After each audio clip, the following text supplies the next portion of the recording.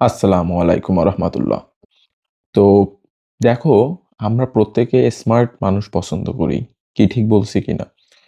Up- আমরা smart girlfriend চাই, smart boyfriend চাই, আর বর্তমানে 2026 সালে এসে তো আসলে প্রত্যেকটা মানুষই আমরা আসলে নিজেদের পার্টনারকেও প্রেজেন্ট করতে, মানে সুন্দরভাবে পরিপাটিভাবে স্মার্টলি প্রেজেন্ট করতে খুব পছন্দ করি, তাই না? নিঃসন্দেহে। তো এখন কথা হচ্ছে, আমরা নিজেরা কতটুকু স্মার্ট। আমাদের ভেতরে একটা ভুল ধারণা আছে, ট্রাস্ট মি অর নট, এটা আমার ভিতরেও একটা সময় ছিল। ভুল ধারণাটা হচ্ছে যে স্মার্ট হইতে গেলে মনে হয় খুব টাকা পয়সার দরকার, ভালো ভালো জামা কাপড়, ড্রেস, আইফোন, গাড়ি ইত্যাদি ইত্যাদি দরকার। তাহলে মনে হয় প্রকৃত স্মার্টনেসটা এই মানে এগুলোর ভেতর থেকে ফুটিয়ে তোলা যায়, তাই তো? বাট ব্যাপারটা ভিত্তিহীন। অবশ্যই টাকা পয়সার দরকার আছে, আমি বলবো না যে তোমার টাকা পয়সার একদমই দরকার নেই। কিন্তু দেখো, একজন মানুষ হিসেবে তোমাকে প্রকৃতপক্ষে স্মার্ট হতে গেলে সর্বপ্রথম বা প্রথমত তোমাকে বই পড়তে হবে। এক্স্যাক্টলি। ফার্স্ট অফ অল তোমাকে বই পড়তে হবে এবং তোমাকে জ্ঞান আহরণ করতে হবে। বর্তমানে মনে করো যে আধুনিক পৃথিবীতে, আধুনিক দুনিয়ায় যার কাছে, যার মস্তিষ্কে যত জ্ঞান আছে, জ্ঞানের ভান্ডার আছে, সে তত বেশি স্মার্ট। তুমি একটা নরমাল জামা পরা আছো, তুমি একটা মনে করো যে সিম্পল গেট আপে তুমি হয়তো কোথাও গেছো, বাট সেইখানে একটা প্রবলেম হয়েছে। তুমি একটা জিনিস চিন্তা করো, সেখানে অনেক তোমার থেকে ভালো ভালো গেট আপ ওয়ালা মানুষজন আছে, তোমার থেকে বেশি স্মার্ট দেখাচ্ছে তাদের, এরকম মানুষজন আছে, কিন্তু সেখানে একটা সমস্যা তৈরি হয়েছে এবং সেই সমস্যার সমাধানটা তারা তাদের জ্ঞান থেকে করতে পারতেছে না, বাট তুমি চট করে সেই কাজটা করে দিলে। তুমি একবার ভাবো তো যে সেইখানে তোমার মূল্যায়নটা ঠিক কতটা বেড়ে যাবে। সবাই তোমাকেই মনে করবে যে you are the natural smart, তুমি প্রকৃত স্মার্ট। ঠিক আছে? সো প্রথমত নিজেকে একটু জ্ঞানী করে তোলো। একটু ইউটিউবে মনে করো যে যেগুলা মোটামুটি বর্তমান বিশ্ব সম্পর্কিত রিলেটেড কারেন্ট অ্যাফেয়ার্স টাইপের জিনিসপত্রগুলো দেখো। অবশ্যই প্রতিদিন নিউজ পেপারের হেডিংগুলো অবশ্যই চেক আউট করবে। তাহলে তুমি নিজের দেশ তথা বিশ্বের, ঠিক আছে, সকল কিছু সম্বন্ধে টুকটাক আইডিয়া রাখবে এবং মানুষের সাথে তুমি সেই মোতাবেক কথা বলতে পারবে। এবং বই পড়লে হবে কি, যে বই পড়লে তোমার ভিতরে একটা অন্যরকম জ্ঞান তৈরি হবে, অন্যরকম কথা বলার একটা স্টাইল তৈরি হবে। এটা আসলে বইয়ের বাইরে থেকে তুমি কখনোই ওই টিকটক, ফেসবুক বা ইউটিউবের বিনোদনমূলক জিনিস থেকে তুমি এই জ্ঞান শিক্ষাটা পাবে না। সো আমি প্রথমেই বলবো, বই পড়ো, জ্ঞান আহরণ করো এবং সেখান থেকে তুমি স্মার্ট অনেক বেশি গুণে হতে পারো। আচ্ছা, নাম্বার 2, 2 নাম্বার যেটা বলবো সেটা হচ্ছে, তুমি কথা বলার আগে চিন্তা ভাবনা করে কথা বলো।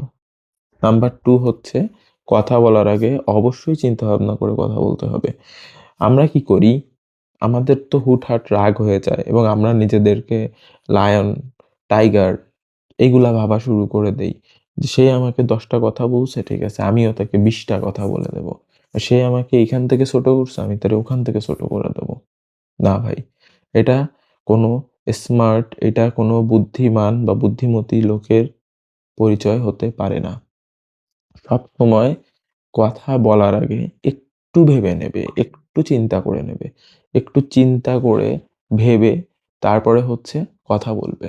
যখন তুমি একটুখানি ধৈর্য নিয়ে একটু চিন্তা করে কথা বলবে, তখন দেখবে যে তুমি হয়তোবা ওই যে যখন তুমি খারাপ লাগছে তোমার কারোর কথাতে, তখন হয়তো তুমি কষ্ট পাইছো। বাট একটু চিন্তা করে তুমি যেই উত্তরটা তুমি দিচ্ছ, ওইটা ঠিক 5টা মিনিট পরে হলেও তোমার ভিতরে একটা পিস তৈরি করে দেবে। একটা শান্তি তৈরি করে দেবে। দেখবে আমাদের পার্টনারদের সাথে আমাদের ঝামেলা হলে আমরা কথা, ও একটা বললে আমরা আরেকটা বলতে থাকি। মানে কে কাকে টপকায় জিততে পারি। লাইক এরকম একটা ব্যাপার হয়ে যায়। না, এটা করা যাবে না।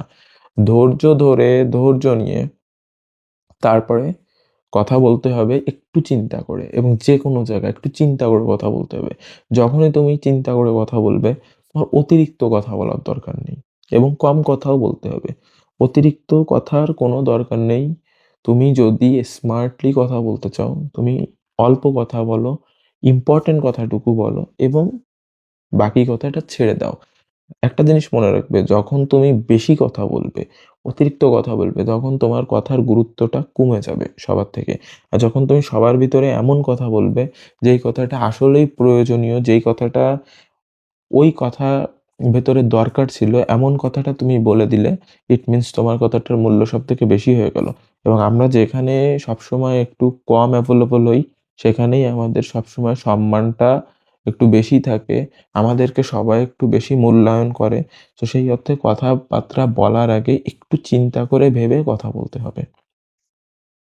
আমি ৩ নাম্বার পয়েন্টটায় আসি এবার। এবার হচ্ছে তোমার লুকিং। ঠিক আছে? তুমি দেখতে ভালো, এর মানে তোমার ভিতরে একটা অন্যরকম একটা পাওয়ার আছে।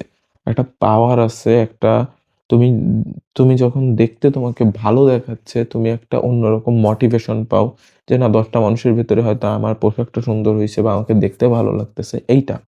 তো এই ক্ষেত্রে আমি তোমাকে বলতে পারি, নিজের বডি স্ট্রাকচারটা আগে তৈরি করো।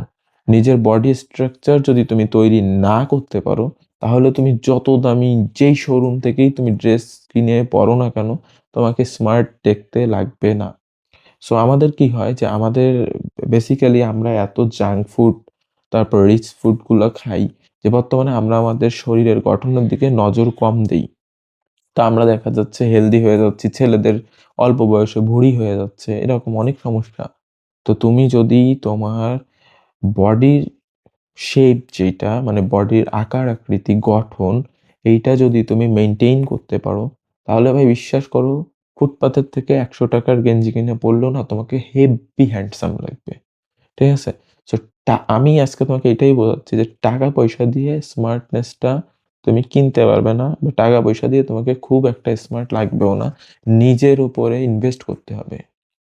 সেটা বই পড়ে জ্ঞান অর্জন করে হোক, সেটা নিজের রাগকে নিয়ন্ত্রণ করে হোক, অথবা নিজের শরীরকে মানে ফিট রাখার জন্য এক্সারসাইজ করে হলেও হোক। তো মোটামুটি এই ব্যাপারগুলো মেইনটেইন করতে থাকো।